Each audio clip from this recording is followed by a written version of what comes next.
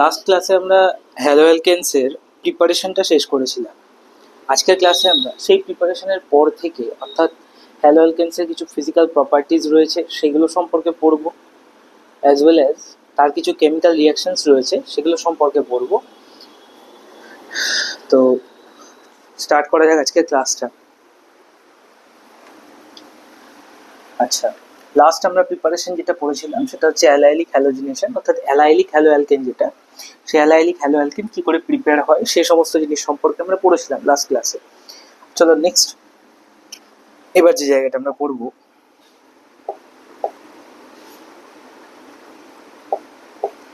হচ্ছে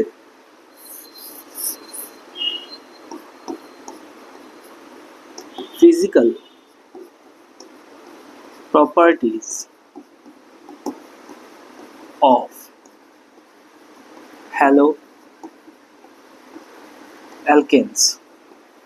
যে সমস্ত হ্যালো অ্যালকেনগুলো রয়েছে তাদের ফিজিক্যাল প্রপার্টিজ, এই প্রপার্টিজগুলো সম্পর্কে পড়তে হবে। বহুত ধরনের সেই ফিজিক্যাল প্রপার্টিজের মধ্যে কি কি বিষয় আছে সেগুলো সম্পর্কে আগে জেনে নিই। Number 1, boiling and melting point. First এটাই আসে যেটাকে বলছি আমরা বয়েলিং অ্যান্ড মেল্টিং পয়েন্ট। শর্টে আমরা এটাকে বিপি বলে লিখবো, আর মেল্টিং পয়েন্টকে আমরা শর্টে এমপি বলে লিখবো, কারণ অত বারবার বয়েলিং পয়েন্ট মেল্টিং পয়েন্ট লেখা সম্ভব হবে না আমাদের পক্ষে। নাম্বার 2 যেটা আমরা পড়বো,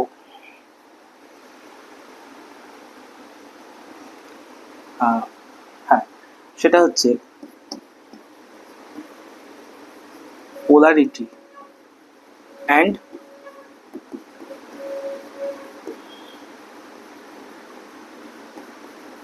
ডাইপোল মোমেন্টস। পোলারিটি পড়বো এবং ডাইপোল মোমেন্টস পড়বো। Dipole moments in general halo অ্যালকেনের মধ্যে তোমাদের কোথাও পড়ানো হয় না, বাট এখানে আমি পোলারিটির বিষয়টা যেহেতু বলবো, সুতরাং ডাইপোল মোমেন্ট কনসেপ্টটাও কিন্তু এর মধ্যে আমি নিয়ে আসবো। তো খুব মাইনুটলি আজকের ক্লাসটা তোমরা করবে, যেখানে বুঝতে অসুবিধা হবে তোমরা কমেন্ট সেকশানে আমাকে জানাবে। রেকর্ডিং ভিডিও আমি দেবো যেহেতু, সো কমেন্ট সেকশানে আমাকে জানাবে, পরের দিন আমি নেক্সট ক্লাসে না হয় সেগুলো নিয়ে আলোচনা করতে পারবো। চলো স্টার্ট করা যাক। ফার্স্ট যে point, that is boiling point and melting point. আচ্ছা, এই boiling point and melting point, এই পুরো বিষয়টা একটা ফ্যাক্টরের উপর ডিপেন্ড করে। তাহলে এই ডিপেন্ডিং ফ্যাক্টরটি কি সেটা আমাদেরকে জানতে হবে।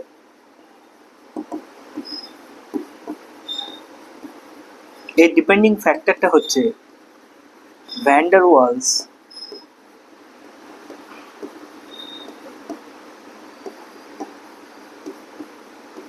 Surface area. তাহলে মেইন ডিপেন্ডিং ফ্যাক্টর যেটা, সেটা হচ্ছে van der Waals surface area. এবার এই van der Waals surface area জিনিসটা কি সেটা একটু বুঝতে হবে। দেখো, van der Waals surface area বিষয়টা হচ্ছে যে আমরা তো জানি অর্গানিক মলিকুলস, শুধুমাত্র অর্গানিক মলিকুলসের জন্য আমরা বুঝি বিষয়টা। অর্গানিক মলিকুলস কি, জেনারেলি চেন মলিকুলস, তাই তো? লার্জ নাম্বার অফ চেইনস থাকে তার মধ্যে বেশিরভাগ অর্গানিক মলিকুল। তো সাইক্লিকের গল্প আলাদা, সাইক্লিকটা পরে আসবো, বাট এখন চেন মলিকুলসগুলোর কথা বলি। তো চেন মলিকুলসগুলোর মধ্যে এমন কিছু প্রপার্টিস থাকে যে একটা চেন মলিকুল যখন আমি ছবি আঁকবো তার ঠিক নিচে, আমি যেহেতু 2D ডায়াগ্রাম করছি, তো 2D ডায়াগ্রাম দিয়ে আমাকে বুঝতে হবে যে তার ঠিক নিচে যদি আমি সেম চেন মলিকুলটাকে বসাতে পারি, সেই বসানোর যদি ক্যাপাসিটিটা থাকে, তবে বুঝতে হবে তার সারফেস এরিয়া অনেকটা বেশি। অর্থাৎ যার একটা অঞ্চলের মধ্যে, ধরো একটা স্পেসিফিক এরিয়ার মধ্যে যত বেশি আমি কি বলবো ফ্রি স্পেস থাকবে, তত বেশি ছেলেপিলেরা খেলাধুলো করতে পারবে। ধরো একটা মাঠের কথা বলছি, যত বড় মাঠ হবে তত বড় মাঠে কি হবে, পুরো জায়গাটা জুড়ে ছেলেমেয়েরা দৌড়াদৌড়ি করতে পারবে, খেলাধুলো করতে পারবে। ঠিক সেরকম বিষয়, অর্থাৎ তার সার্ফেস এরিয়া যত বেশি হবে তত খেলাধুলোর পরিমাণ বাড়াতে পারবো আমরা। কিন্তু যদি সার্ফেস এরিয়া ছোট হয়, যদি কম জায়গা জুড়ে মাঠটা থাকে, তাহলে সেখানে কম সংখ্যক ছেলে মেয়ে খেলতে পারবে বা ছেলে মেয়েদের খেলার পরিমাণটা কমে যাবে। ঠিক বিষয়টা এরকমই মলিকুলের মধ্যে। ফর এক্সাম্পল যদি আমি বলি, ধরো এই এই হচ্ছে একটা মলিকুল যেখানে 1 2 3 4 5 6, এটাকে বলছি আমরা এন হেক্সেন। এন হেক্সেনের কথা যখন আমরা বলছি, পাশাপাশি আমরা এই, ঠিক আছে, এটা হচ্ছে আমার 2 মিথাইল পেন্টেন। এই পেন্টেনের কথাটা বলছি। এখানেও কি রয়েছে, 6টা কার্বন রয়েছে, 2তে মিথাইল গ্রুপ রয়েছে, ফলে এটা 2 মিথাইল পেন্টেন। দুটোতেই কিন্তু আমার 6টা কার্বন রয়েছে, একটা আরেকটার কিন্তু আইসোমার আমরা বলতে পারি। কিন্তু দেখো এন হেক্সেনের এই মলিকুলটার কথা যদি আমি ভাবি, এর নিচে কিন্তু একটা সাফিসিয়েন্ট স্পেস রয়েছে। যদি আমি এটাকে এইভাবে দেখার চেষ্টা করি, এই ঠিক এর নিচে দেখো আরেকটা মলিকুলকে আমি ইজিলি বসাতে পারবো, তার ঠিক নিচে সেম মলিকুল আমি ইজিলি আবার সেট করতে পারবো। এরকম ভাবে যত খুশি মলিকুল কিন্তু আমি একটার পর একটা নিচে নিচে বসাতে পারি, ঠিক আছে। অর্থাৎ এর ক্ষেত্রে কি হবে, van der Waals surface area অনেকটা বেশি হবে। কিন্তু এর ক্ষেত্রে যদি আমি লক্ষ্য করে দেখি, দেখো এই এর নিচে যখনই আমি আরেকটা এই মলিকুলকে বসাতে যাবো, এইভাবে বসাতে হবে, এই যে মিথাইল আর মিথাইলের মধ্যে একটা কি হবে, স্টেরিক রিপালশন ক্রিয়েট হবে। ফলে পরের মলিকুলটাকে আমি আর বসাতে পারবো না। অর্থাৎ আমাকে এখানে গিয়ে থামিয়ে দিতে হবে, একটা স্টেরিক রিপালশনে গিয়ে আমাকে থামাতে হবে, বা ম্যাক্সিমাম আরেকটা বসালাম, 3টা স্টেরিক রিপালশনে গিয়ে আমাকে থামাতে হবে। তাহলে এর ক্ষেত্রে কি বলবো, আমরা সারফেস এরিয়াটা অনেকটা ছোট। অর্থাৎ এখান থেকে আমরা ক্লিয়ারলি বুঝতে পারছি, আশা করি, যে van der Waals surface area মানে হচ্ছে একটা molecule, one molecule having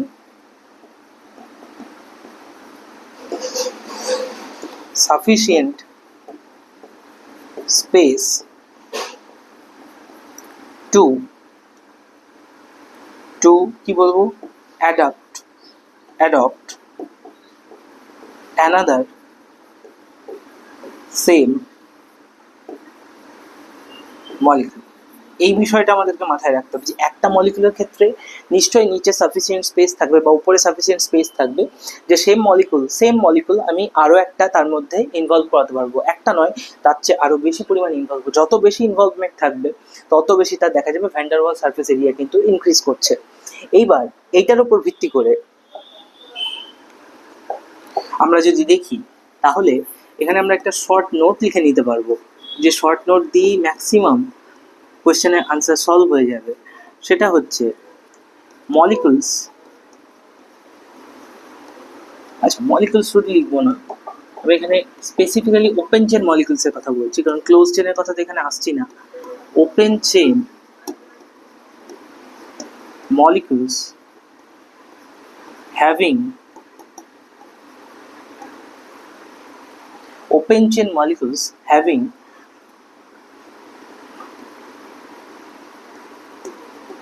more number of side chains,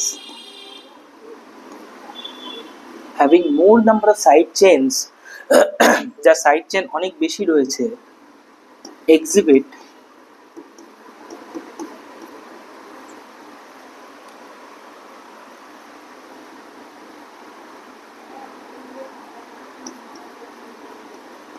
lower boiling point and melting point. অর্থাৎ তাদের ক্ষেত্রে boiling point are melting point কি হবে, লোয়ার হবে। ফর এক্সাম্পল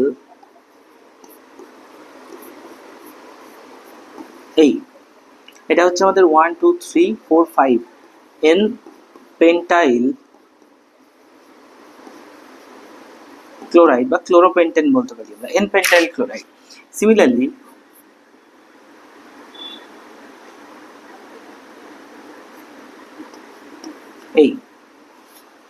এটাকে আমরা বলতে পারি আইসোপেন্টাইল ক্লোরাইড।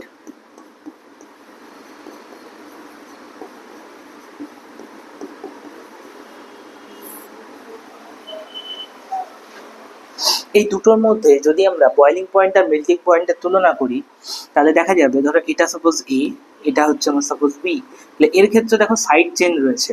আচ্ছা আমি এখানে মার্ক করে দিই, তাহলে বুঝতে সুবিধা হবে তোমাদের। দিস ইজ সাইড চেন, এটা তো মেইন চেন, তো এটা হচ্ছে সাইড চেন, বাট এখানে কিন্তু আমাদের কোনো রকম সাইড চেন নেই।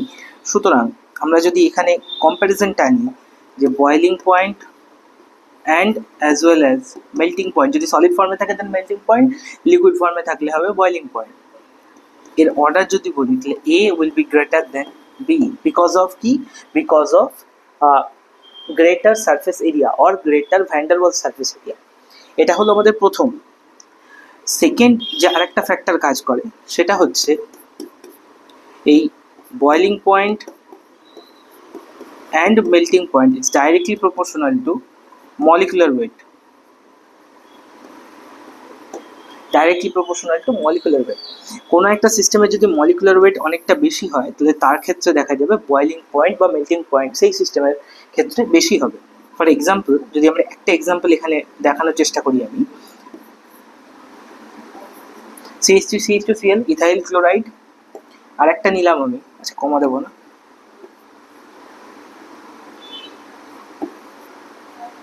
N-propyl chloride,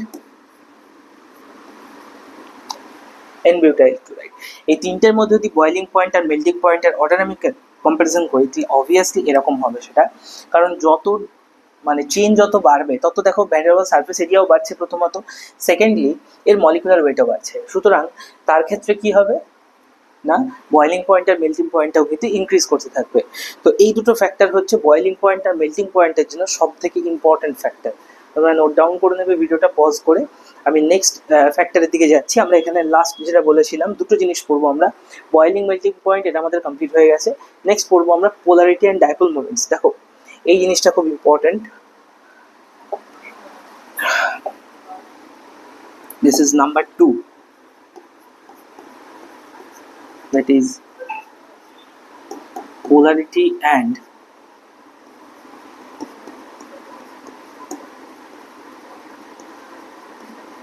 dipole moments.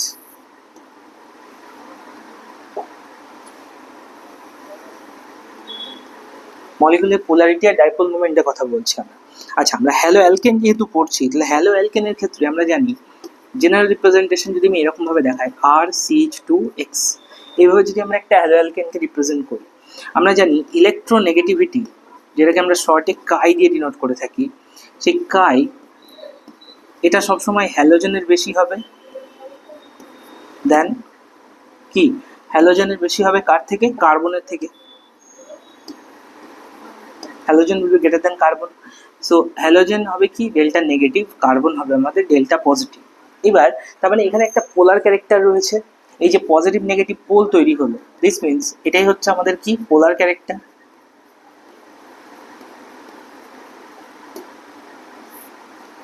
তাহলে প্রথম কার্বন যেটা হ্যালোজেনের সঙ্গে যুক্ত আছে, attach to halogen, that is making the polarity in between carbon and halogen. অর্থাৎ হ্যালোজেনের সঙ্গে যে ফার্স্ট কার্বনটা যুক্ত আছে সেই কার্বন আর হ্যালোজেনের মধ্যে কিন্তু বেসিক পোলারিটিটা কাজ করছে। এবার দেখা যাচ্ছে যে যে সমস্ত হ্যালো অ্যালকেনগুলোর জন্য, তার যে সমস্ত হ্যালো অ্যালকেনসগুলোর ক্ষেত্রে দেখা যাচ্ছে যে চেন বেশি ছোট যাদের ক্ষেত্রে, তাদের ক্ষেত্রে দেখা যাচ্ছে পোলারিটি বিষয়টা বেশি ভালো, আর যাদের ক্ষেত্রে চেন বড় তাদের ক্ষেত্রে পোলারিটি বিষয়টা কম। কেন কম এটা বলি আমি। দেখো, যদি আমরা শুধুমাত্র CH3X এর কথা বলি, ধরো CH3Cl এর কথাই বলছি, একটা সিম্পল বিষয় বলে CH3Cl এর কথা বলছি, পাশাপাশি আমি আরো একটা জিনিস লিখবো, সেটা হচ্ছে CH2CH2Cl ইথাইল ক্লোরাইড। এই দুটোর মধ্যে আমি যদি পোলারিটির পার্থক্য দেখার চেষ্টা করি তাহলে কি হবে। দেখো ইন জেনারেল এটা ডেল্টা পজিটিভ, এটা ডেল্টা নেগেটিভ, পাশাপাশি এটা হচ্ছে আমাদের ডেল্টা পজিটিভ, এটা হচ্ছে আমাদের ডেল্টা নেগেটিভ। দেখো এইখানে কার্বন যেটা ডেল্টা পজিটিভ হয়ে রয়েছে, এই কার্বনের 3টে হাইড্রোজেন আছে, 3টে হাইড্রোজেনের আমরা জানি প্লাস আই এফেক্ট খুব একটা কার্যকরী নয়, কিন্তু এই যে CH2 মিথিলিন গ্রুপটা রয়েছে তার সঙ্গে ক্লোরিন আছে, ক্লোরিন তার থেকে ইলেকট্রন টানছে, ডেল্টা পজিটিভ নেগেটিভ একটা পোল তৈরি হয়েছে, কিন্তু এর পজিটিভ চার্জটাকে স্যাটিসফাই করছে কে, এই CH3 গ্রুপের কিন্তু স্ট্রং প্লাস আই এফেক্ট। খুব ভালো করে লক্ষ্য করো, CH3 গ্রুপের স্ট্রং প্লাস আই এফেক্ট কি করছে, CH2 গ্রুপের পজিটিভ চার্জকে কি করছে, নেগেটিভ চার্জ ডোনেট করছে, অর্থাৎ ইলেকট্রন ডেন্সিটি ডোনেট করছে। ফলে এই কিন্তু নিউট্রালাইজেশন হওয়ার দিকে এগোচ্ছে ধীরে ধীরে, নিউট্রালাইজেশন হওয়ার দিকে এগোচ্ছে মিথিলিন গ্রুপটা। ফলে এখানকার পোলারিটি কি হয়ে যাবে, এর থেকে কমে যাবে। যখন এটা নিউট্রালের দিকে এগোতে থাকবে তত কি হবে, এ তো নেগেটিভ অ্যাজ ইট ইজ আছে, কিন্তু এ যতই নিউট্রালের দিকে এগোতে থাকবে তত কি হবে, এই দিক থেকে পোলারিটিটা কিন্তু ধীরে ধীরে কমতে শুরু করবে। তাহলে এর নিচে আমরা লিখবো polarity decreases for plus I effect. তাহলে প্লাস আই এফেক্টের জন্য কি হচ্ছে, এখানে পোলারিটি কমে যাচ্ছে, বাট এখানে কোনো পোলারিটি কমার ব্যাপার নেই, কারণ প্লাস আই এফেক্ট আলাদাভাবে কোথাও থেকে নেই। সুতরাং এটা কি হবে, মোর পোলার। এবার আমরা ডাইপোল মোমেন্ট ছোটবেলায় পড়েছি, বা আমার যদি আগের ক্লাসগুলো তোমরা দেখে থাকো, আমি খুব ডিটেলড একটা ভিডিও নয়, মোটামুটি 4-5-6টা পার্টে ভাগ করে কেমিক্যাল বন্ডিং এর পুরো ভিডিও দিয়েছি। সেই ভিডিও যদি তোমরা লক্ষ্য করো, সেখানে ডাইপোল মোমেন্টের যদি কনসেপ্টটা পড়ো, সেখানে ডিটেলে আমি ডাইপোল মোমেন্ট বুঝিয়ে দিয়েছি, এবং সেখানে বলেছিলাম যে এ বি এরকম যদি সিস্টেম থাকে, এটা ডেল্টা প্লাস, এটা ডেল্টা মাইনাস, এরকম সিস্টেম, বন্ডের মোমেন্ট হয় পজিটিভ টু নেগেটিভ এন্ডের দিকে। এটা হচ্ছে আমাদের নর্মাল কনভেনশন বা জেনারেল কনভেনশন। ইউপ্যাকে আলাদা কনভেনশন, সেটা নিয়ে আমরা যাব না। তো এই বন্ড মোমেন্ট তখনই বেশি হবে যখন পোলারিটি বেশি হবে। পোলারিটি যত বাড়বে তত বন্ড মোমেন্ট বাড়তে থাকবে।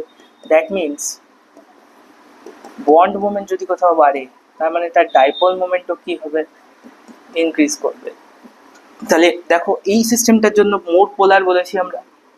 তাহলে এর ক্ষেত্রে, আচ্ছা, এই ডাইপোল মোমেন্টকে আমরা মিউ দিয়ে ডিনোট করে থাকি, ভেক্টর সাইন। তাহলে এর ক্ষেত্রে মিউ নেট উইল বি কি, হাই। তার মানে এই ডাইপোল মোমেন্ট সবচেয়ে বেশি হবে, আর এর ডাইপোল মোমেন্ট কি হবে, মিউ নেট উইল বি লো। এই ডাইপোল মোমেন্ট কি হয়ে যাবে, কমে যাবে। এরকম ভাবে যদি আমি আরো বেশি পরিমাণে ব্রাঞ্চ বাড়াতে থাকি, তত প্লাস আই এফেক্ট বাড়বে। প্লাস আই এফেক্ট বাড়ার কারণে কি হবে, এই বন্ড দুটোর পোলারিটি, এই মিডলের বন্ডটার পোলারিটি কি হয়ে যাবে, ধীরে ধীরে ধীরে ধীরে কমতে শুরু করবে। এই হচ্ছে কনসেপ্ট এখানকার, যে ডাইপোল মোমেন্ট আর পোলারিটি। এখান থেকে আমরা কিন্তু শিখতে পারলাম। আচ্ছা, এই ডাইপোল মোমেন্ট আর পোলারিটির পরে এবার যে জায়গাটায় আমরা যাব, সেটা হচ্ছে জেনারেল কিছু রিয়াকশনস পড়তে হবে আমাদেরকে এই চ্যাপ্টারের মধ্যে।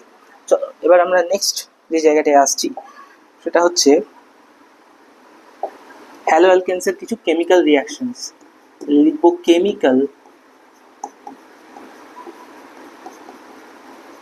Reactions of halo alkanes. Chemical reactions of halo alkanes. Halo অ্যালকেনের কিছু কিছু কেমিক্যাল রিয়াকশন আমাদেরকে পড়তে হবে।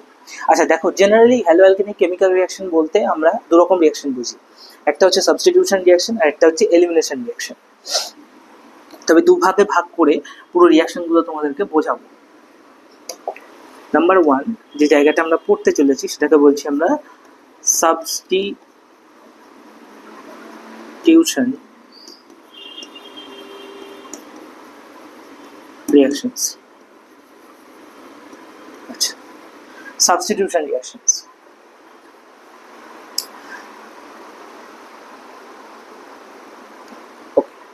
দেখো, সাবস্টিটিউশন রিয়াকশনস এর মধ্যে আমরা যেটা পড়বো, হ্যালো অ্যালকেনস এর মধ্যে যে রিয়াকশনটা হয়, সেটাকে বলি আমরা নিউক্লিওফিলিক সাবস্টিটিউশন রিয়াকশন।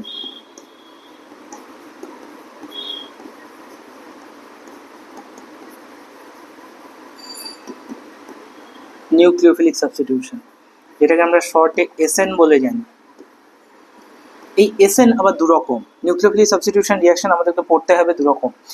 এমনি জেনারেলি অনেক রকম হতে পারে, 4 রকম হয়, বাট আমরা পড়বো এখানে দুরকম।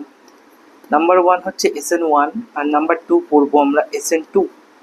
আচ্ছা, তাহলে SN1 আর SN2 কি সেটা বলবো, তার আগে আমরা বলি নিউক্লিওফাইল জিনিসটা কি।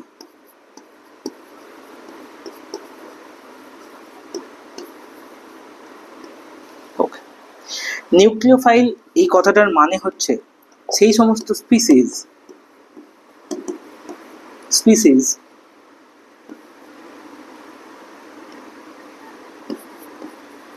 having affinity towards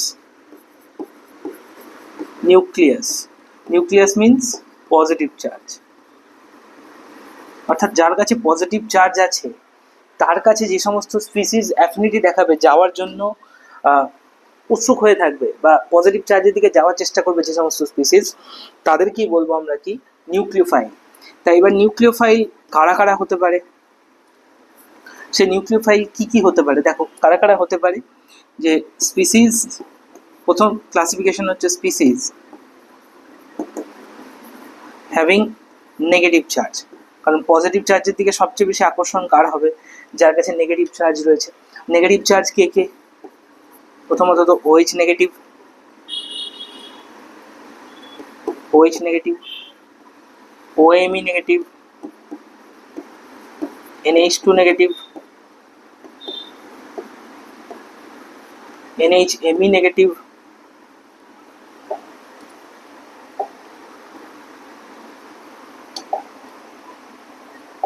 ওকে, CH3 negative, R negative, okay, etcetera. আর নেগেটিভ আসবে যখন আমরা গ্রিগনার রিয়েজেন্ট পড়বো, আর CH3 নেগেটিভও তাই আসবে গ্রিগনার যখন পড়বো।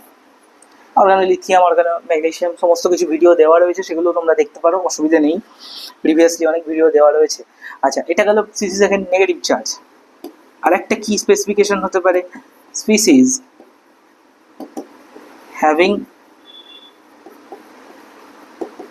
Loan pairs, species having loan pairs, যাদের কাছে লোন পেয়ার রয়েছে। যেমন প্রথমেই লোন পেয়ারের কথা বললে প্রথমেই যেটা মাথায় আসে ওয়াটার, ওয়াটারের কাছে ভালো লোন পেয়ার রয়েছে অক্সিজেনের কাছে। অ্যামোনিয়া,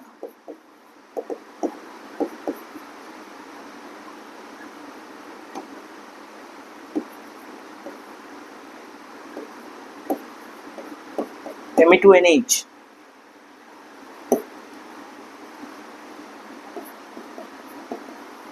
ET3N,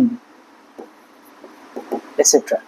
অর্থাৎ যাদের কাছে লোন পেয়ার রয়েছে তারা কিন্তু কি বলবো, নিউক্লিওফাইল হিসেবে কাজ করতে পারে। পজিটিভ চার্জ থাকলে সে তো করবে না অবভিয়াসলি।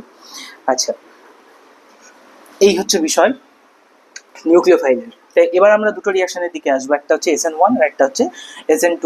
চলো ফার্স্ট আমরা যেটা পড়বো সেটা হচ্ছে আমাদের SN1 reaction.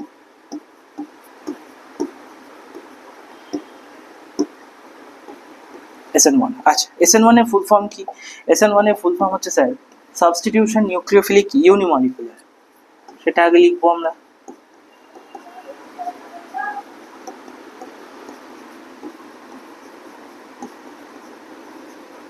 Substitution nucleophilic unimolecular. এই যে ইউনিমলিকুলার কথাটা লিখলাম, that means the overall rate of reaction, a reactioner overall rate that depends upon the concentration of only the substrate। তাহলে এই রিয়াকশনে যদি আমরা রেট বলি, আচ্ছা রেট বা কাইনেটিক্স, এটা বোঝার জন্য তোমাদেরকে কেমিক্যাল কাইনেটিক্স পড়তে হবে, যেটা ডিটেল দুটো ভিডিও, পুরো দুটো ভিডিওতে টোটাল কমপ্লিট করে দেওয়া রয়েছে, সেখানে ডিটেলিং দেওয়া রয়েছে, তোমরা প্রিভিয়াস ভিডিওতে দেখে নিতে পারো। Rate will be equals to K, that is rate constant into concentration of substrate পাওয়ারে 1। যেহেতু পাওয়ারে 1 রয়েছে, সাবস্ট্রেট একটাই থাকবে, পাওয়ারে যেহেতু 1 রয়েছে, সুতরাং এটাকে বলছি আমরা ইউনিমলিকুলার। এবার এই রিয়াকশনটা হয় কি করে? এই রিয়াকশনটার কিছু স্পেসিফিকেশন রয়েছে বা কিছু বৈশিষ্ট্য রয়েছে। প্রথম বৈশিষ্ট্য যেটা, সেটা বলি, রিয়াকশন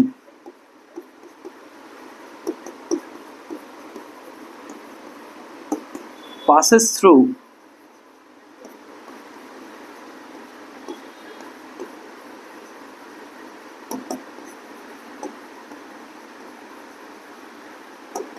কার্বোক্যাটায়ন ফর্মেশন। কার্বোক্যাটায়ন ফর্মেশনের মধ্যে দিয়ে রিয়াকশন পাস করবে। Number 2, for chiral substrate,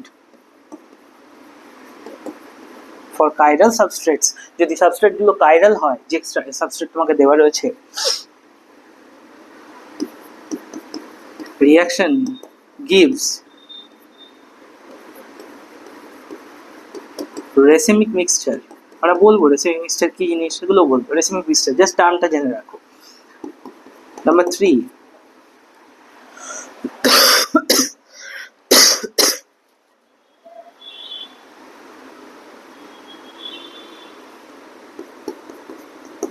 it is a two-step process, এটা একটা 2 স্টেপ প্রসেস হিসেবে আমরা ভাবতে পারি। এখানে দুটো স্টেপে রিয়াকশনটা হয়।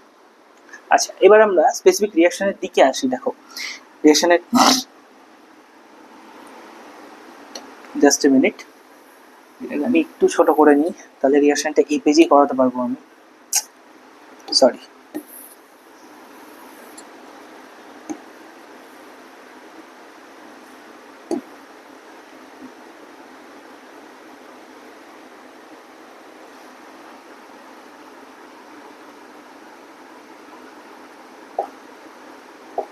ওকে, চলো।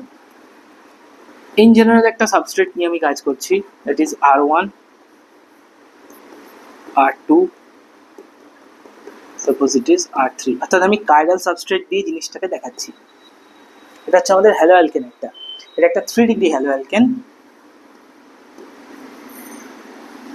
ফার্স্ট স্টেপে কি হবে, প্রথম স্টেপে লিভিং গ্রুপ সিস্টেম থেকে বেরিয়ে যাবে। বেরিয়ে গেলে, আচ্ছা দেখো, সিস্টেমে যখন লিভিং গ্রুপ ছিল তখন কার্বনের ভ্যালেন্সি ছিল আমাদের 4 ভ্যালেন্সি, দ্যাট মিনস এটা ছিল আমাদের sp3 হাইব্রিডাইজড কার্বন। যখন সিস্টেম থেকে লিভিং গ্রুপ বেরিয়ে গেল, এক্স যখন সিস্টেম থেকে বেরিয়ে গেল হ্যালোজেন, তখন সিস্টেমটা কার্বোক্যাটায়ন ফর্মেশন করলো। আর কার্বোক্যাটায়নের স্ট্রাকচার হয় সবসময় প্ল্যানার। তার ডিটেল ভিডিও তোমরা পাবে GOC lecture 1 and lecture 2। Carbon, this will be R1, this is R2, this is R3। যেহেতু প্ল্যানার হয়ে গেছে সুতরাং এখানে আর ওয়েজ ড্যাশ প্রজেকশন এখানে কাটবে না। এবার ভালো করে লক্ষ্য করো, কার্বন আর হ্যালোজেন, কার্বন আর হ্যালোজেন এদের বন্ডটা কি ছিল, sp3 অরবিটাল প্লাস এক্স এর কি ছিল আমাদের p অরবিটাল। এরা মিক্স হয়ে কার্বন হ্যালোজেনের বন্ড তৈরি হয়েছিল।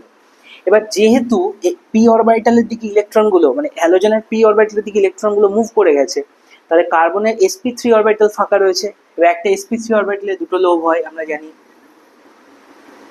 সেটাকে আমরা এইভাবে দেখাতে পারি, পজিটিভ চার্জটাকে দুটো লোভ ফাঁকা হয়ে আছে এভাবে দেখাতে পারি।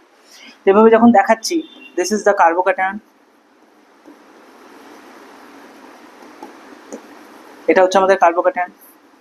এবার যখন এখানে নিউক্লিওফাইল অ্যাটাক করবে তখন কি হবে, দেখো নিউক্লিওফাইলের অ্যাটাকিং টেন্ডেন্সি দুরকম হতে পারে।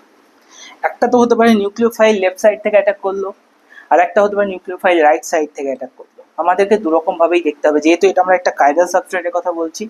স্যার প্রথমে দেখবো নিউক্লিওফাইল লেফট সাইড থেকে অ্যাটাক করছে।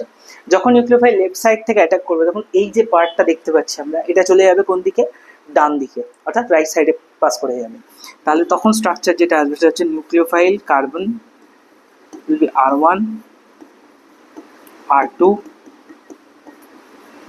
R3, এটা হবে তখন স্ট্রাকচার। সেকেন্ডলি, যখন নিউক্লিওফাইল রাইট সাইড থেকে অ্যাটাক করবে তখন এই পার্টটা কোন দিকে চলে যাবে, লেফট সাইডে চলে যাবে। তখন স্ট্রাকচার হবে carbon, this will be nucleophile, this is R1 R2 R3। দেখো এই দুটো স্ট্রাকচার আমরা পেলাম, বা এই দুটো মলিকুল, সেম মলিকুলই আমরা পেলাম, যে স্ট্রাকচার দুটো একটু ডিফারেন্ট মনে হচ্ছে দেখে, দুদিকে যেহেতু চেঞ্জ হয়ে গেছে, ইনভার্সন হয়ে গেছে, একটা রিটেনশন আছে। মিডলে যদি আমরা একখানা মিরর বসিয়ে দিই, তাহলে দেখো একটা হবে কি আর একটার মিরর ইমেজ, আমরা দেখতে পাচ্ছি একটা আর একটার মিরর ইমেজ। বাট এটাকে তুলে যদি আমি এর উপর বসাতে যাই, বসবে না। নিউক্লিওফাইলের জায়গায় নিউক্লিওফাইল বসবে না, কার্বনের জায়গায় কার্বন অবভিয়াসলি থাকবে, বাট নিউক্লিওফাইলের জায়গায় নিউক্লিওফাইল বসবে না, R1 এর জায়গায় R1 বসবে না। ফলে অনেক রকম উল্টোপাল্টা খিচুড়ি জিনিস হয়ে যাবে একটা। তার জন্য এটাকে আমরা বলে থাকি মিরর ইমেজ। এরা কি মিরর ইমেজ, বাট নন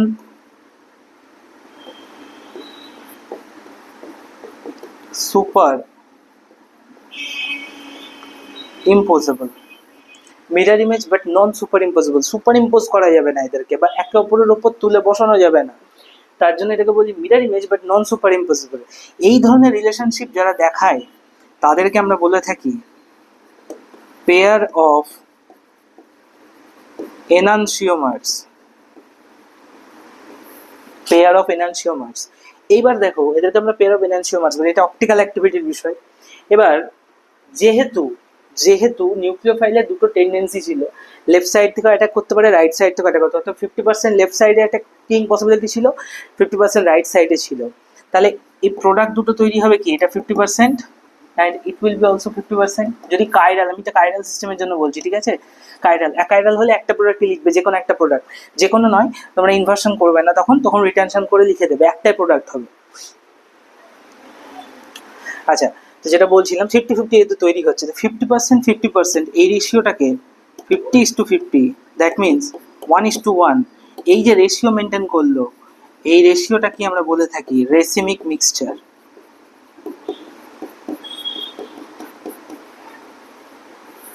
এই রেশিওটাকে আমরা বলে থাকি কি, রেসিমিক মিক্সচার।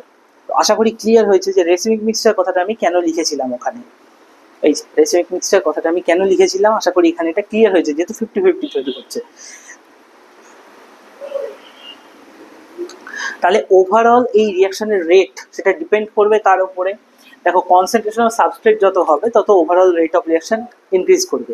এবার সাবস্ট্রেট থেকে কি তৈরি হচ্ছে, কার্বোক্যাটায়ন, তাহলে কার্বোক্যাটায়নের স্টেবিলিটি যত বেশি হবে, কার্বোক্যাটায়নের স্টেবিলিটি যত বেশি হবে তত কি হবে, রেট অফ রিয়াকশন ইনক্রিজ করবে। তাহলে আমরা নেক্সট পেজে এবার লিখব rate of A SN1 reaction depends on the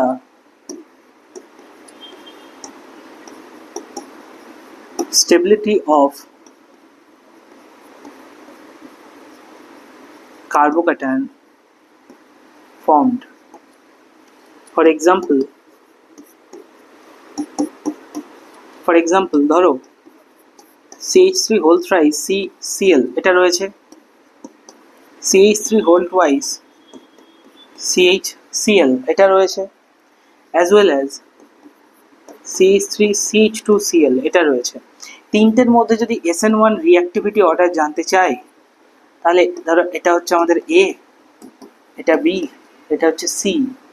obviously আমরা 3 ডিগ্রি কার্বোক্যাটায়ন জানি মোর স্টেবল, ওটা ডিটেলিংয়ে আমি যাবো না, আর ওগুলোর জন্য প্রিভিয়াসলি ভিডিও দেওয়া রয়েছে, সেগুলো তোমরা দেখতে পারো। তাহলে A will be greater then B greater than C। এখানে আরও একটা বিষয় রয়েছে যে রেট অফ রিঅ্যাকশন আরও একটা বিষয়ের উপর নির্ভর করে।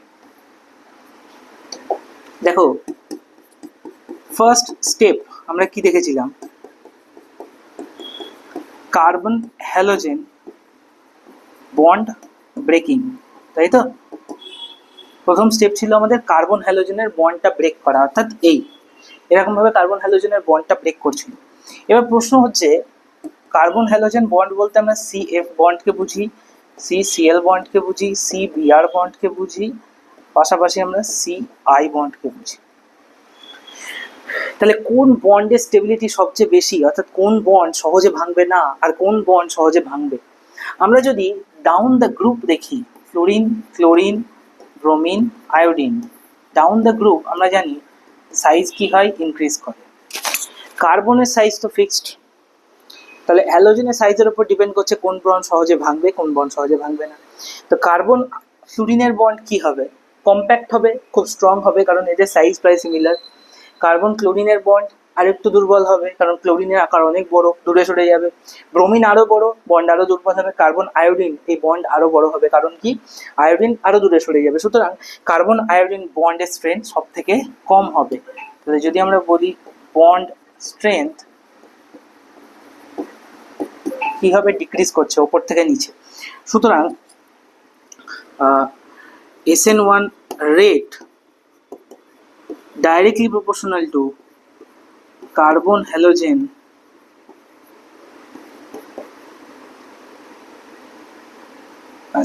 directly নয়, inversely proportional হবে, inversely proportional to carbon halogen bond strength যত কম হবে তত কি হবে, SN1 এর রেট কিন্তু বাড়তে থাকবে। For example CH3 whole thrice CI, CH3 whole thrice CBr, CH3 whole thrice CCl, এই তিনটের মধ্যে যদি কম্প্যারিজন করি, অবভিয়াসলি এর রেট সবচেয়ে বেশি হবে, দেন A, তারপর A। আশা করি বোঝা গেছে। এটা গেল SN1 এর ওভারঅল রিয়াকশন। আজকের ক্লাসে আমরা এই পর্যন্তই শিখলাম। নেক্সট ক্লাসে আমরা SN2 রিয়াকশন এবং বাকি সমস্ত রিয়াকশনসগুলোকে কভার করে যাব। Thank you. চ্যানেলটা সাবস্ক্রাইব করে দিও, বন্ধুদের মধ্যে শেয়ার করো এবং বেল আইকনটা প্রেস করে রেখো যাতে নতুন নোটিফিকেশনগুলো তোমাদের কাছে যায়। ভালো থেকো সকলে, থ্যাংক ইউ।